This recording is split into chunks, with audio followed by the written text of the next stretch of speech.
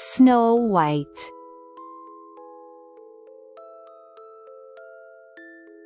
In winter a queen sat sewing at an ebony-framed window. Snow fell, she pricked her finger, and 3 drops of blood fell on the snow. She wished for a child white as snow, red as blood, and black as ebony. A daughter was born and named Snow White. Her skin was white, her lips red, her hair black as ebony. The queen died, and the king married a proud, beautiful woman. The new queen owned a magic mirror. Mirror, mirror on the wall, who is the fairest of all? She asked daily. You, my queen, are the fairest of all, it replied, until Snow White grew. At 7 the child was lovely as the day. The mirror then said, Snow White is 1,000 times fairer than you. Envy bit the queen's heart. She summoned a huntsman and gave a cruel order. Take the child into the forest, kill her, and bring me her lungs and liver. The huntsman led Snow White into the dark woods. She wept and begged for mercy. Pity overcame him, and he spared her life. Run far and never return, he said. He killed a boar and brought its lungs and liver to the queen. The cook salted and fried them, and the queen ate, believing they were Snow White's. Snow White ran over stones and thorns until dusk. She found a small cottage with 7 plates and 7 beds. She ate a little from each plate, sipped from each cup, and slept in the 7th bed. At night the 7 dwarfs came home from their mine. They saw signs of a stranger and found the child asleep. She awoke, told her story, and begged to stay. The dwarfs pitied her and agreed. Keep house for us, they said, and let no one in.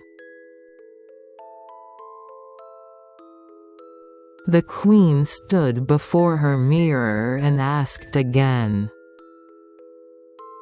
The mirror said Snow White with the dwarfs was still the fairest. The queen disguised herself as a peddler woman. She carried silken laces and knocked at the cottage door. Snow White opened it a little. "Let me lace you properly," said the woman, smiling. She pulled the laces so tight that Snow White fell as if dead. The dwarfs returned and cut the laces apart. Snow White breathed again and revived. "Do not open the door," they warned. The queen asked her mirror once more. The answer was the same, and rage consumed her. She disguised herself again as a comb seller. She carried a poisoned comb hidden in her basket. "Let me comb your hair," she said sweetly through the window. The comb touched Snow White's scalp, and she fell to the floor. The dwarfs came home, pulled the comb out, and she lived. "Guard yourself and trust no stranger," they said. The queen stood before the mirror a third time. The mirror still named Snow White the fairest. The queen brewed a deadliest plan. She disguised herself as a peasant wife and made a poisoned apple. One half was red and deadly, the other was white and harmless. She knocked softly and held up the fruit. "I may not let anyone in," said Snow White. "Then share this apple," said the woman, biting the white side. Snow White bit the red side. The poison seized her, she fell and did not move. The queen returned to her mirror. "You, my queen, are the fairest of all," it said at last. The dwarfs came home and found Snow White on the floor. They wept, washed her, and found no breath. She looked as if asleep, for her cheeks were still rosy. They made a glass coffin with golden letters and laid her inside. They kept watch on the hill and mourned. Time passed, yet she did not decay. One day a prince rode through the forest. He saw the maiden in the glass coffin and read her name. "Give me the coffin," he begged the dwarfs, "for I love her."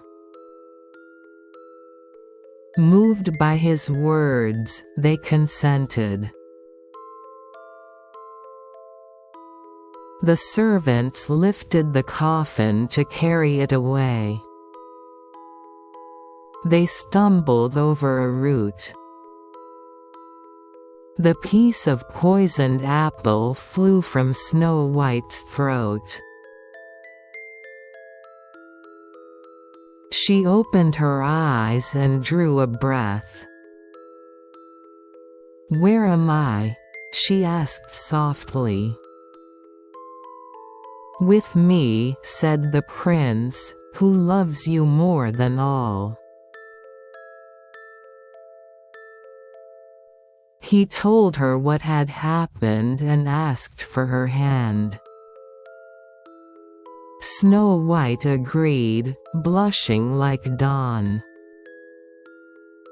A great wedding was prepared and invitations were sent.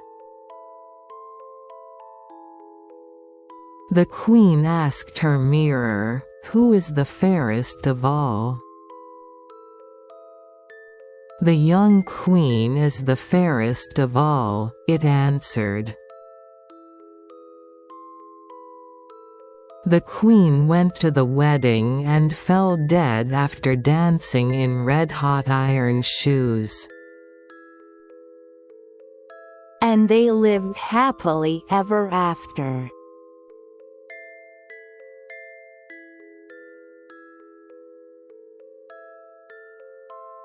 How was today's story? Well then, let's meet again in the next one.